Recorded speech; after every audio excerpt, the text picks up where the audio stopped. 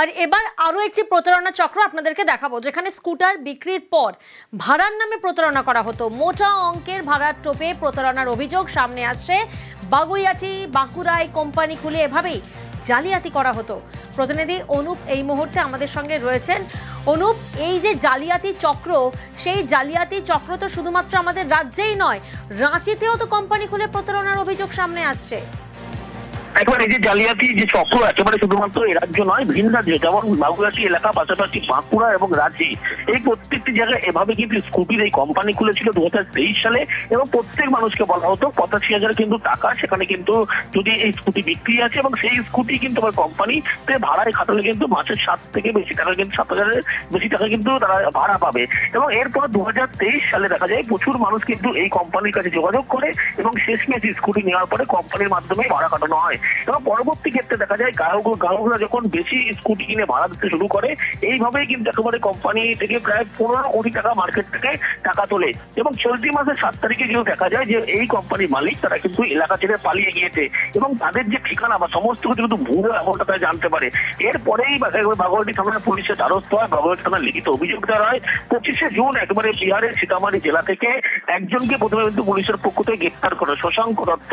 পরবর্তী ক্ষেত্রে তাকে যে জিজ্ঞাসাবাদ, এবং সেই জিজ্ঞাসাবাদে জানা যায় 6 জুলাই রাতে বিহারের পাটনা এলাকা থেকে কিন্তু আরো একজনকে, কুনাল কুমার নামে একজনকে ইতিমধ্যেই গ্রেপ্তার করা হয়েছে। ইতিমধ্যেই তাকে ট্রানজিট রিমান্ডে কলকাতায় আনা হচ্ছে। এবং এই রাজ্য নয়, এ রাজ্য সহ ভিন রাজ্য প্রত্যেকটি জায়গায় কিন্তু এইভাবে প্রতারণা চক্র চালাতো। প্রায় 15 কোটি টাকার বেশি কিন্তু মার্কেটে এইভাবে প্রতারণা করেছিল এবং ভিন রাজ্যে একাধিক ব্যক্তিকে এইভাবে ঠকিয়েছিল তারা। সেই কারণে ট্রানজিট রিমান্ডে কিন্তু একটা বড়সড় নিয়ে জিজ্ঞাসাবাদ করতে চাইছে।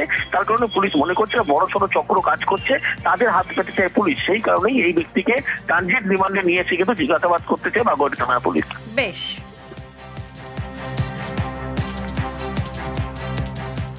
গতকাল আপনাদেরকে দেখায় ব্যবসায়ীর সোনার গয়না কিভাবে ছিনতাই হয়। গয়না পরিষ্কারের নাম করে ছিনতাই হয়ে যায় এনজেপি স্টেশনের কাছে হোটেল থেকে।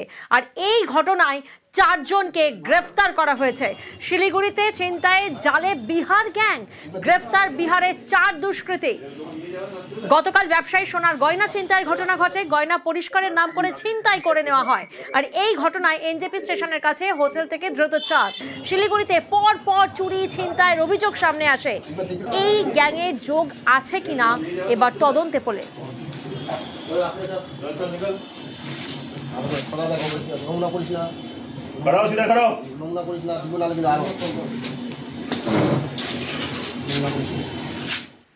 আর এবার দেখাবো করণদিঘির বিলাসপুরে কাঠের দোকানে দুষ্কৃতী তাণ্ডব। 7 দুষ্কৃতী হামলা চালায় বলে অভিযোগ সামনে আসছে। আগ্নেয়াস্ত্র দেখিয়ে ব্যবসায়ীকে হুমকি, ছুরির কোপ, দোকান থেকে টাকা ছিনতাইয়ের পর্যন্ত চেষ্টা করা হয়। ব্যবসায়ীর চিৎকারে স্থানীয়রা এসে 6 জনকে ধরে ফেলেন। পুলিশের হাতে তুলে দেওয়া হয়েছে সেই 6 জনকে। অন্যদিকে পলাতক এক দুষ্কৃতীর খোঁজে পুলিশ। আরো একবার আপনাদেরকে জানাবো, করণদিঘির বিলাসপুরে যেখানে কাঠের দোকানে দুষ্কৃতী তাণ্ডব। প্রতিনিধি মুক্তা এই মুহূর্তে আমাদের সঙ্গে রয়েছেন। মুক্তা, পুলিশের প্রাথমিক তদন্তে কি কি তথ্য সামনে আসছে এই দুষ্কৃতীদের সম্পর্কে? দেখো প্রিয়াঙ্কা, তোমাকে বলি যে দিনে দুপুরে করণদিঘি থানার বিলাসপুর এলাকায় যে একটা কাঠের দোকান রয়েছে, সেখানে 7 জনের ডাকাত দল ঢোকে। সেখানে আগ্নেয়াস্ত্র এবং চাকু দিয়ে তাকে মারধর করা হয় কাঠ মালিককে, দোকান মালিককে। তখন চিৎকার যখন শুরু হয় তখন কিন্তু এলাকার পাবলিক জমায়েত হয় এবং সেখানে কিন্তু 6 জনকে ধরে ফেলে সাধারণ মানুষ। এবং পাশাপাশি পুলিশকে খবর দিলে পুলিশের হাতে আটক 6 জন। এখন যে প্রাথমিকভাবে উঠে আসছে যে যে ডাকাতি হচ্ছিল এবং যে বিহার রয়েছে, সেখান থেকে বিহার প্রায় 8 থেকে 10 কিলোমিটার দূরে একজন কিন্তু বিহার দিকে পালিয়ে গেছে বলে সাধারণ মানুষরা বলছে। এবং এই যে যত অপকৃতি হচ্ছে সব কিন্তু বিহার যোগ পাওয়া যাচ্ছে। এবং এটাও আমরা দেখেছি যে রায়গঞ্জ এবং বিভিন্ন জায়গায় যে ডাকাতি গুলো ঘটেছে, সেটা সব কিন্তু বিহার থেকে এসে এইসব কৃষিকার্য করে কিন্তু পালিয়ে যাচ্ছে।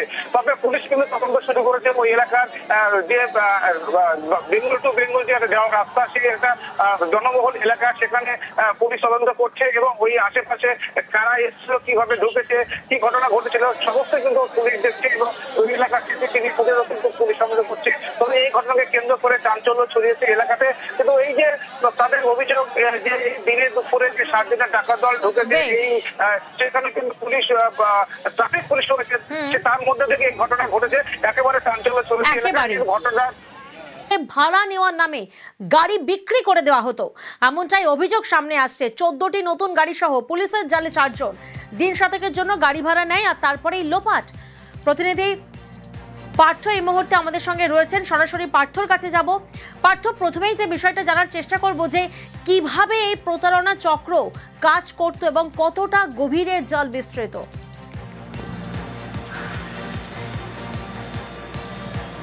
দেখো, তোমাকে প্রথমেই জানিয়ে রেখি যে অনলাইন অ্যাপের মাধ্যমে কিন্তু এই গাড়ি বুকিং করা হতো, এবং কখনো 2 দিনের নামে, কখনো 3 দিন, কখনো বা 7 দিনের নামে, এবং এক একটা ডেস্টিনেশনের জন্যই কিন্তু এই গাড়িগুলো ভাড়া নেওয়া হতো। এবং প্রথম 2-3 দিন কিন্তু মালিককে ভাড়া মিটিয়ে দেওয়া হতো, সে অনলাইনেই তা পেমেন্ট করা হতো।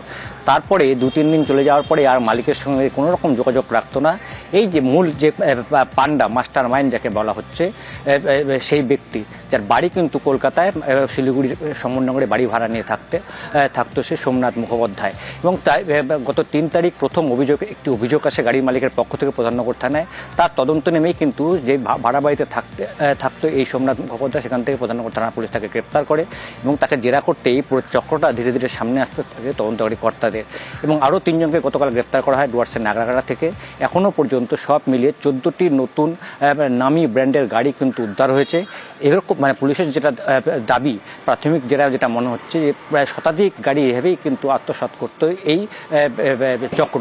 এবং এই চক্রের সঙ্গে এখনও পর্যন্ত 4 জনকে গ্রেপ্তার করেছে। আর কারা কারা জড়িত রয়েছে কিনা, বাকি 3 জন গতকাল যাদের গ্রেপ্তার করেছে আজ তাদের শিলিগুড়ি আদালতে তোলা হয়েছে এবং তাদের নিজেদের হেফাজতে নিয়ে 4 জনকে মুখোমুখি বসে তদন্তকারী কর্তারা আর কোথায় কোথায় গাড়ি থেকে তারা তুলেছিল এবং কত বছর ধরে এই জাল তারা বিস্তৃত করেছে, এইসব বিষয় যেমন জানতে চাইবে, ঠিক তেমনি পুলিশ এখনো পর্যন্ত যাতে জানতে পারছে একদিকে যেমন আমাদের নর্থ ইস্টের বিভিন্ন রাজ্য, মণিপুর থেকে শুরু করে মিজোরাম, আসাম, অন্যদিকে নেপালেও কিন্তু এই গাড়ি বিক্রি করা হয়েছিল। আবার কিছু গাড়ি বিক্রি না করা হলো, যেমন তোমাকে জানিয়ে রাখি 15 লাখের গাড়ি হয়তো বিক্রি হতো 2.5-3 লাখে, আর 10 লাখের গাড়ি বিক্রি হতো 1.5 থেকে 2 লাখে। শুধু গাড়ি বিক্রি নয়, কিছু কিছু গাড়ি তারা কিন্তু আবার এই চক্র অন্য কাউকে লিজে দিয়ে দিত, লিজে দিয়ে তার ভাড়া প্রতি মাসে নিজেদের অ্যাকাউন্টে ঢোকাতো।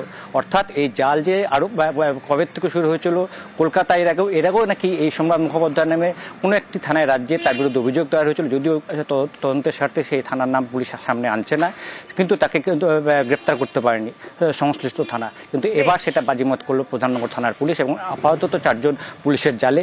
এবং আর কোথায় কোথায় এদের জাল ছড়িয়ে রয়েছে সেটাই এখন প্রাথমিকভাবে উদ্ধার করে নিয়ে আসাই কিন্তু তদন্তকারী কর্তাদের ফার্স্ট প্রায়োরিটি। কৌশলটা হলো গাড়ি, বিভিন্ন লোকের যারা গাড়ি, 4 হুইলার গাড়ি হয়, যারা গাড়ি ভাড়া দেয় বা ভাড়া দেবে ভাবে, তাদেরকে অ্যাপ্রোচ করে ও গাড়ি ভাড়া নিয়ে নেয়। 1 দিন 2 দিন সে ভাড়াটা দেয়, টোটালটাই টেকনিক্যাল অ্যাপে হয়। তারপরে কিন্তু গাড়ির মালিক আর গাড়ি পায় না, ও ফোনও ধরে না। This is modus operandi. তো এটা বেসিসে আমরা ওকে ধরলাম এবং ইন্টারোগেশন করে দেখা যায় যে প্রচুর গাড়ি এরকমও করেছে, যে 3 জন বেশি গাড়ি রিকভারি করেছে এবং যাদেরকে আমাদের মনে হচ্ছে এর সঙ্গে ইনভলভ, এরকম 3টি লোককে আমরা ওখান থেকে সিজ করি নাগরাকাটা। আর সোমনাথ যে আছে, এই সোমনাথ ইয়েলো গেঞ্জি পরে, এই সোমনাথ হলো মাস্টার মাইন্ড অফ দিস। এর এগেনস্টে এখন আমরা জানতে পারছি আগেও কেস, আমরা যা জানি ও অ্যারেস্ট হয়নি, প্রথম ধরা পড়ল। ফলে এটা একটা বিরাট বড় বিস্তৃত নেটওয়ার্ক, জাল একটা। 30শে জুন একটি ভিডিও ভাইরাল হয় খড়গপুরে, যেখানে কার্যত দেখা যায় খড়গপুরে এক প্রবীণ প্রতিবাদীকে রাস্তায় ফেলে জুতোপেটা করা হচ্ছে। জুতোপেটা করছেন কে? স্থানীয় তৃণমূল নেতা বেবি কোলে। আর তারপরেই আমরা দেখেছিলাম প্রবীণ প্রতিবাদীকে মারধরে, এই ঘটনায় তাকে শোকজ করে দল। কিন্তু তার কি অবস্থান জানাবো আপনাদের। অনুতপ্ত নন, পাল্টা যুক্তি বেবির। প্রবীণ প্রতিবাদীকে মারধরে পাল্টা যুক্তি বেবির। দলের শোকজের জবাবে পাল্টা যুক্তি দিয়েছেন বেবি কোলে। তিনি যুক্তিতে ঠিক কি বোঝানোর চেষ্টা করেছেন জানবো। প্রতিনিধি শঙ্কর এই মুহূর্তে আমাদের সঙ্গে রয়েছেন। শঙ্কর, এই বেবি কোলের যুক্তি কি? দেখো, পশ্চিম মেদিনীপুর জেলার সভাপতি তিনি চিঠি দিয়ে তাকে জানতে চেয়েছিলেন যে প্রবীণ প্রতিবাদীর উপরে কেন হামলা, এবং তাকে শোকজ করা হয়েছিল। এই শোকজের উত্তরে তিনি জানিয়েছেন যে প্রথমে রাস্তাতে তিনি যাচ্ছিলেন, তাকে ওই প্রবীণ প্রতিবাদী তাকে নাকি হামলা চালিয়েছে এবং তাকে মারধর করেছে। পাল্টা উনি আত্মরক্ষার জন্য তিনি তাকে মারধর করেছেন। পরে তিনি এটাও লিখছেন যে এই যে প্রবীণ প্রতিবাদী, তিনি নাকি তার পারিবারিক যে বিষয় তার মধ্যে ইনভলভ হয়ে যাচ্ছিল, তার যে স্বামীর সঙ্গে তারা যে দীর্ঘদিনের একটা ঝামেলা চলছিল তার মধ্যে ঢুকে যাচ্ছিল বারবার, তার স্বামীকে সাপোর্ট করছিল, তার জেরে এই ঘটনা ঘটেছে। তবে তিনি জেলা সভাপতিকে এটাও জানিয়েছেন এর সঙ্গে দলের কোনো সম্পর্ক নেই, তিনি ব্যক্তিগত শত্রুতার জন্য এই ঘটনা ঘটিয়েছেন। যদিও জেলা সভাপতি বলেছেন যে একেবারে উনি যে অফিসিয়াল ভাবে কোনো চিঠি আমি এখনো পাইনি, যদি পাই তা সাংবাদিক সম্মেলন করে জানাবো। তবে উনি যে সংবাদ হোয়াটসঅ্যাপ মাধ্যমে একটা পাঠিয়েছেন তাও আবার অন্য মারফতে, তাই আমি বলছি যতক্ষণ না উনি অফিসিয়াল দিচ্ছেন তিনি ওইটাকে গ্রহণ করছেন না এবং সংবাদ মাধ্যমে তিনি জানাচ্ছেন না বলে জানিয়েছেন জেলা সভাপতি সুজয় হাজরা। বেশ, ওর স্বামীকেই আমি এখনো পর্যন্ত দেখিনি, কি এসব বাজে কথাবার্তা বলছে আমি তো বুঝে উঠতে পারছি না। অ্যাকচুয়াল ও যে গরিব মানুষদের জায়গাগুলোকে দখল করে এইগুলোতে জড়িয়ে আছে এক অ্যাডভোকেট, সেই গরিব মানুষের পাশে দাঁড়িয়ে আমি থানায় যাই গত 1-1.5 বছর ধরে। ওর ইনকামের জায়গায় তো ওইগুলো, কিভাবে বেঁচে আছে ও? আমি তো স্বামীকে চিনি না, স্বামীকে তো দেখিনি আমি। তো বেবিগুলো যে অভিযোগটা করছে আপনি তার পারিবারিক হস্তক্ষেপ করবেন? ওর তো কোনো উপায় নেই, এই কথা বলা ছাড়া আর তো কোনো রাস্তা নেই। ওর স্বামী খড়গপুরে নেই, আমি কি করে তার ফ্যামিলি ম্যাটারে ইন্টারফেয়ার করছি? এসব এখনো বানানো গল্প। আর এবার একটি সিসি ক্যামেরার ফুটেজ আপনাদেরকে দেখাবো গড়ফার, যেখানে দেখা যাচ্ছে তৃণমূলের পোস্টার ছেঁড়া হচ্ছে। 21শে জুলাইয়ের সমাবেশ আর সেই সমাবেশের প্রচারের পোস্টার সেটি ছেঁড়া হচ্ছে। দেখুন সিসি ক্যামেরা ফুটেজ গড়ফায় ছেঁড়া হলো তৃণমূলের পোস্টার ছেঁড়া সিসি ক্যামেরা ফুটেজ কার্যত স্পষ্ট। পোস্টার ছেঁড়ার অভিযোগে ডেপুটেশন তৃণমূলের, গড়ফা থানায় ডেপুটেশন তৃণমূলের। যে ছবি এই মুহূর্তে আপনারা দেখছেন সিসি ক্যামেরার ফুটেজ, তৃণমূলের 21শে জুলাইয়ের পোস্টার ছিঁড়ে চম্পট দেয় যারা এই পোস্টার ছিঁড়লেন। 21শে জুলাইয়ের সমাবেশের প্রচারের জন্য পোস্টার দেওয়ালের মধ্যে চিপকানো ছিল এবং সেই পোস্টার আচমকায় দুজন এসে দেখুন কিভাবে ছিঁড়ে দিচ্ছে, সেই ছবিও কার্যত স্পষ্ট। গড়ফার ছবি এই মুহূর্তে আপনারা দেখছেন। আর এই ঘটনার পরেই তৃণমূলের তরফ থেকে ডেপুটেশন দেওয়া হয় গড়ফা থানায়, ডেপুটেশন তৃণমূলের। মধ্যবয়স্ক কিছু ছেলে তারা রাত্রেবেলা প্রায় 12:47 নাগাদ এসে ওই ব্যানারগুলো ছিঁড়েছে। অফিসার ইনচার্জের কাছে একটা ডেপুটেশন দিয়েছি দলের তরফ থেকে যে এর বিরুদ্ধে যেন ব্যবস্থা না হয়, তার কারণ 106 নম্বর ওয়ার্ডে এ ধরনের নোংরামি আগে কোনোদিনও হয়নি। সন্দেহ যে বিজেপি এবং সিপিএম এই নোংরা কালচারটা এখানে আমদানি করছে। কমিশনের বিরুদ্ধে সুপ্রিম কোর্টে মহুয়া মৈত্র, বিহারের ভোটার তালিকা সংশোধন নির্দেশকে চ্যালেঞ্জ।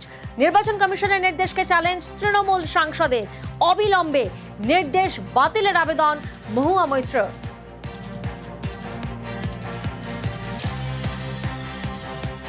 নির্বাচন কমিশনের নির্দেশকে চ্যালেঞ্জ তৃণমূল সাংসদ মহুয়া মৈত্র।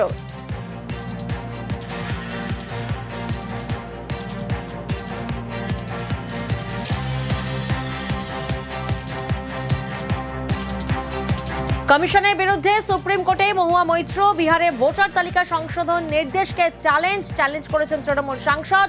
আর এই নিয়েই শুরু হয়েছে রাজনৈতিক চর্চা। সংশোধন যেটা আরম্ভ হয়েছে বিহারে, সেটা তো আসলে বিহার কেবল ঝাঁকি হ্যায়, अब काम तो বেঙ্গল মে বাকি হ্যায়। এটাই হচ্ছে নির্বাচন কমিশনের নতুন নীতি, যে আমাদের নির্বাচন আসে 26-এ, সেটা কিভাবে বিজেপিকে সাহায্য করে বাংলার ভোটারদের ভোটাধিকার কেড়ে নেওয়া যায়, এটাই হচ্ছে তাদের মূল উদ্দেশ্য। এই 11টা প্রমাণপত্র তারা চেয়েছে, তার মধ্যে আধার কার্ড, ভোটার কার্ড নেই এবং সেই প্রমাণপত্রের মাধ্যমে আপনাকে আপনার জন্মের স্থানটা প্রমাণ করতে হবে। এটা কমপ্লিটলি অসাংবিধানিক, এটা খুবই ডেঞ্জারাস। বাংলার মানুষকে সতর্ক করা উচিত, যেটাতে তাদের গণতান্ত্রিক অধিকার ছিনিয়ে নেওয়া হবে। এখানে ভোটার লিস্টে প্রচুর রোহিঙ্গা মুসলমানের নাম আছে, যারা শরণার্থী নয়, অনুপ্রবেশকারী। তাদের নাম বাদ চলে যাবে, তাদের নাম বাদ চলে গেলে অসুবিধা হবে, ভুয়া ভোটারদের নাম বাতিল হয়ে যাবে। এর ফলে যে 20% ভোট এদিক ওদিক করে এবং বিকেল 4টে থেকে 6টা পর্যন্ত ক্যামেরা বন্ধ করে যে ভোট হয়, সে ভোট হবে না, তাই সমস্যা হচ্ছে। ওড়িশা থেকে এ রাজ্যে গাঁজা পাচারের ছক, দুর্গাপুর স্টেশন থেকে বাস স্ট্যান্ড হয়ে বর্ধমান যাওয়ার ছক। দুর্গাপুর স্টেশনে নামতেই ছক ভেস্তে দিল পুলিশ। কোকোভেন থানার পুলিশের হাতে পাকড়াও 5, বাজেয়াপ্ত প্রায় 2 লাখ টাকার 38 কেজি গাঁজা। গাঁজা পাচারে ধৃতরা নদিয়ার বাসিন্দা।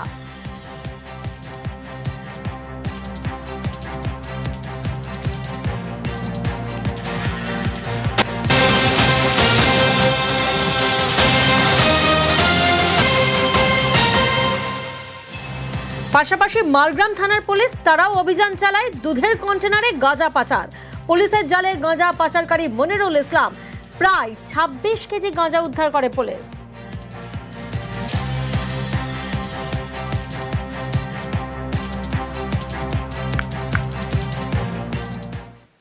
ভুটান থেকে আসা নদীর জলে ভাঙন আতঙ্ক, ভাঙন রোধে তৎপর প্রশাসন।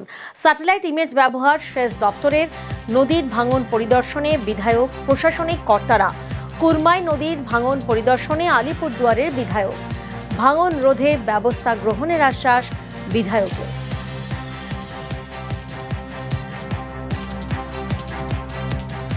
এই কুরমাই নদী অনেকটা জনপদে ঢুকে গিয়ে এমন একটা পরিস্থিতি তৈরি হয়েছে যে ওখানে অনেক মানুষের বসতবাড়ি এবং বসতবাড়ির জমি ইতিমধ্যে নদী গর্ভে তলিয়ে গেছে।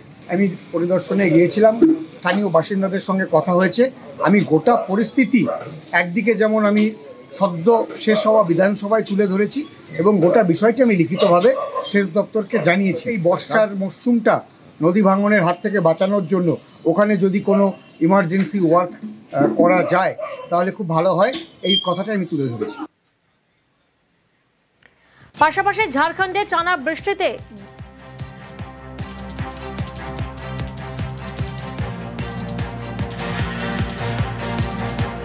পরিদর্শনে সেচ দপ্তরের উত্তর পূর্ব বিভাগের চিফ ইঞ্জিনিয়ার, সঙ্গে আলিপুরদুয়ার জেলা পরিষদের সভাধিপতি। আমরা দেখলাম এখানে জলটা এখানে কনজেশন আছে, এখানে ফ্লাডের সমস্যা নয়, বাগানের জলটা ড্রেন আউট হয়ে যায়, স্টর্ম ওয়াটারের সমস্যা। সেটার জন্য কি সলিউশন হতে পারে প্রাইমারি আমরা স্যাটেলাইট পিকচার থেকে দেখব, তারপরে প্রয়োজনীয় সার্ভে করে দ্রুত পদক্ষেপ নিয়ে ডিপিআর বানিয়ে সেটা আমরা দ্রুত পদক্ষেপ নেব। ঝাড়খণ্ডে টানা বৃষ্টিতে দুর্ভোগ বীরভূমে। শাল নদীতে জল বেড়ে বিপর্যস্ত জনজীবন। দুবরাজপুরে কজয়ের উপর দিয়ে বইছে জল, প্রাণের ঝুঁকি নিয়েই চলছে পারাপার।